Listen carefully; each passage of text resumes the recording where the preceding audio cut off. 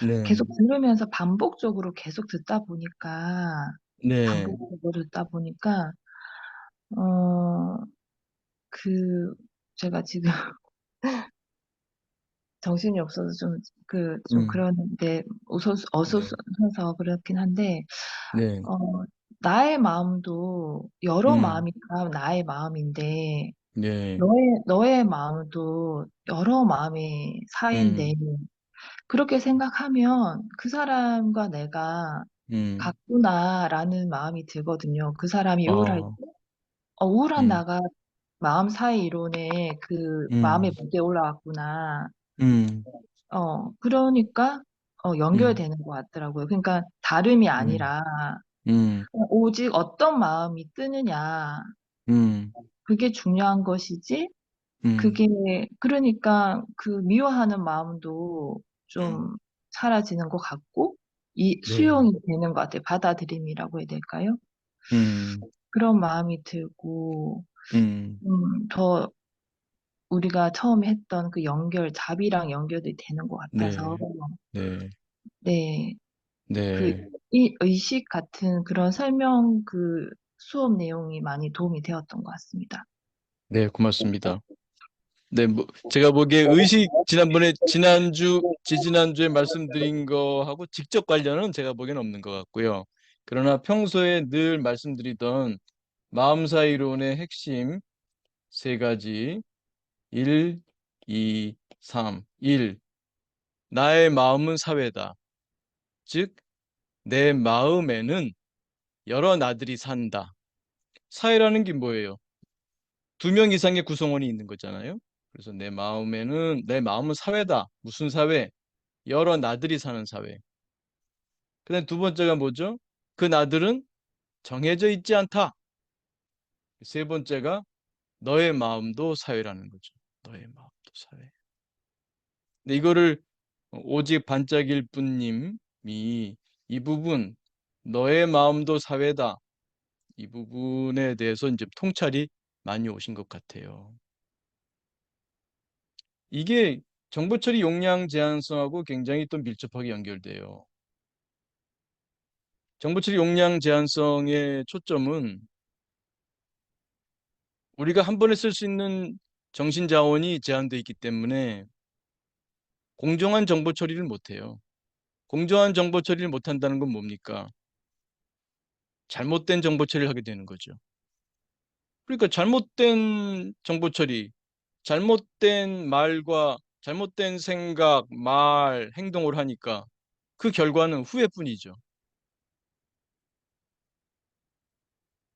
우리 마음에도 여러 나들이 살고 상대방 마음에도 여러 나들이 살고 있는데 한 번에 올릴 수 있는 나는 제한돼 있어요. 왜? 정보 처리 용량이 제한돼 있기 때문에. 그래서 종종 말씀드립니다만 마음은 혹은 마음 사회는 무한히 크다고 할 수 있어요. 여러분이 60살이라면 60년 동안 살아온 지식이 또 기억이 다 들어있잖아요. 근데 지금 마음 사회하고 마음 사회 무대, 이 무대는 작아요. 이게 이제 정보 처리 용량 제한성하고 관계되는 부분이죠. 이 무대가 작아요. 여기에 또 기분 일치성 효과, 이게 작용하잖아요.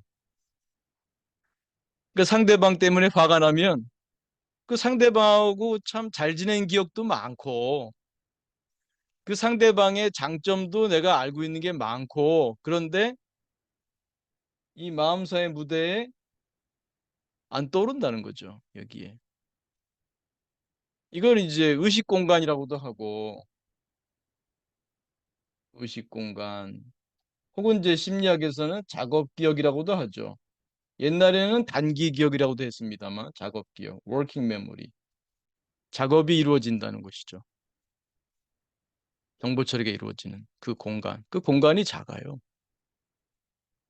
그래서 제가 종종 말씀드립니다만 기독교식으로 표현하면 인간에게 원죄가 있다면 정보 처리 용량이 작은 게 원죄야. 그런데 정보 처리 용량 작은 게 또 뭐라 그랬습니까? 복음이다, 복음. 작기 때문에 다룰 수가 있어요. 매니지가 가능한 거예요. 그래서 명상 수행이나 이런 여러 가지 수행이 도움이 돼요. 오히려 그게 정보 처리 용량이 작기 때문에. 그래서 특히 이제 강조됐던 부분이 요 마음사이론의 세 가지였는데 오직 반짝일 뿐님이 이 세 번째가 이제 들어오기 시작한 거예요. 이거 머리로 하는 거는 머리로 하는 것도 도움은 되겠지만 큰 도움은 안 돼요. 생활 속에 자꾸 자꾸 대조하면서 적용이 돼야 돼요. 이거 시험 봐서 만점 받으면 뭐예요? 마음사의 이론의 세 가지 특징을 말하라. 1. 마음은 나는 단수가 아니라 복수다. 나는 여러 나들로 되어 있다. 마음은 그 여러 나들이 사는 사회다. 그 나들은 그런데 정해져 있는 것이 아니다. 늘 변화할 수 있다.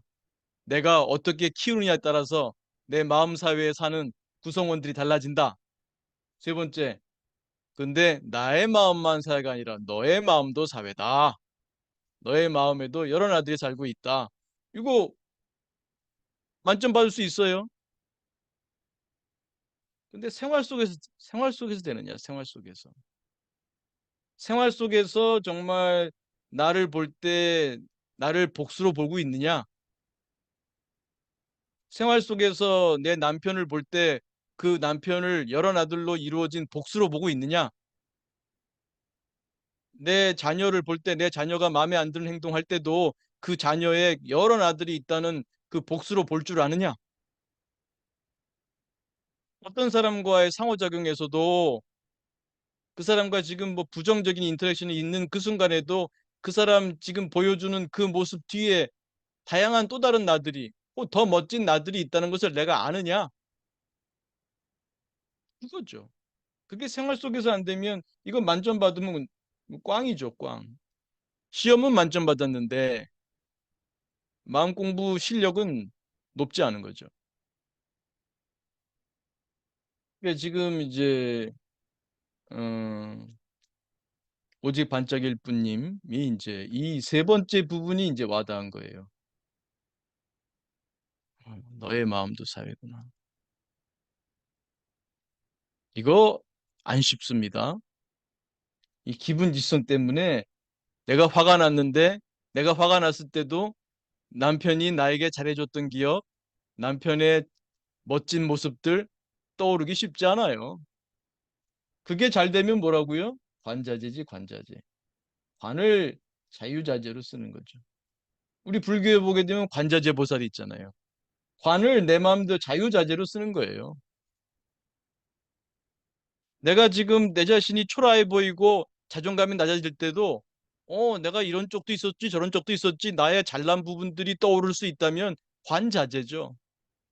한두 가지 때문에 자존감이 뭐 낮아지고 높아지고 낮아지고 높아지고 널뛰지 않죠. 이 정보처리 용량이 제한돼 있어서 그래요. 이 마음사의 무대가 작아서 거기다가 기분 일치성 효과까지 붙으니 여기 피해자가 희생자가 되지 마라.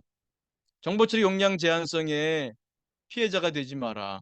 기분 일치성 효과에 피해자가 되지 마라. 여러 번 강조했던 부분이죠. 그러니까 이거를 아는 게 그러니까 말하자면 그런 말 있잖아요. 이 머리에서 가슴까지의 거리가 제일 길다 그러잖아요. 제일 멀다 그런 말이 있잖아요. 이게 통하려면 한참 걸려요. 예외가 없습니다. 저도 예외가 없어요. 그러니까 실망하지 말고 잊어버리죠, 자꾸. 또 아차 아차 싶은데 그 아차 아차가 빨라져요. 음. 빨라 아차가 빨라져요. 그러다 보면 이제 그 상황에서 내가 행위하기 전에 그게 이제 딱 올라오는 거죠. 그렇지. 마음은 사회지.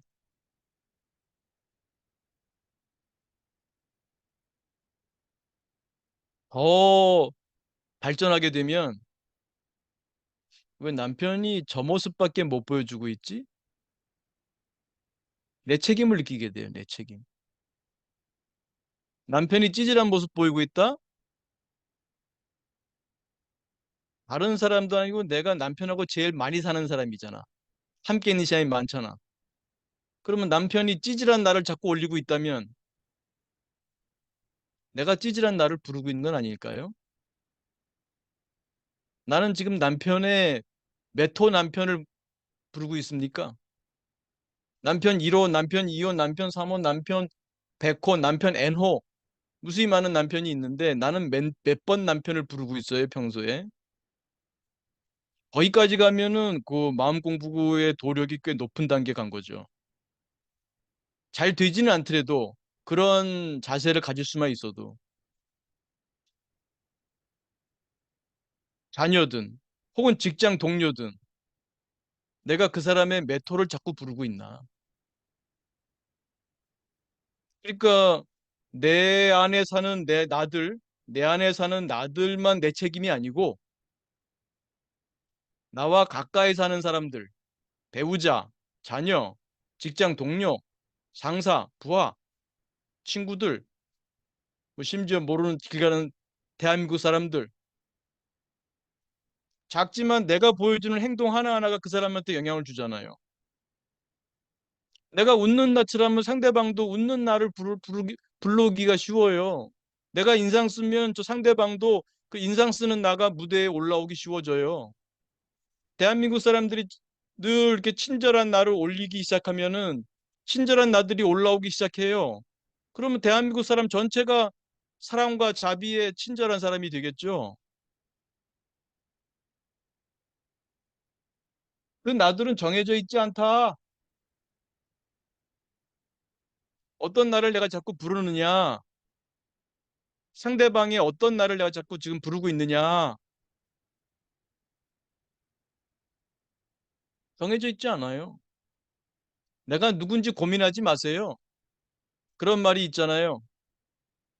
미래를 예측하는 제일 좋은 방법은 미래를 만드는 것이다. 내가 오늘 저녁에 뭘 먹게 될까? 궁금해. 어, 나의 오늘 저녁이 궁금해. 나는 오늘 저녁에 뭘 먹게 될까? 정하세요. 된장찌개를 먹을지, 김치찌개를 먹을지.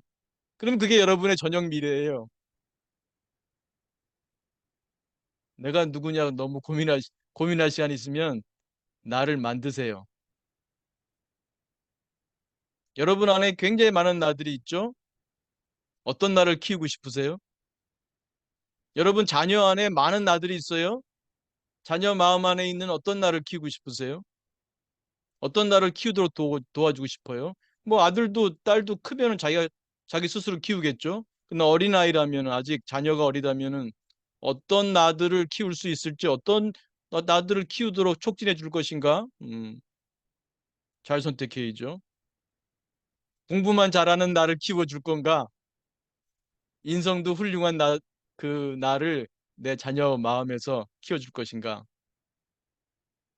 지혜로운 판단을 해야 되죠.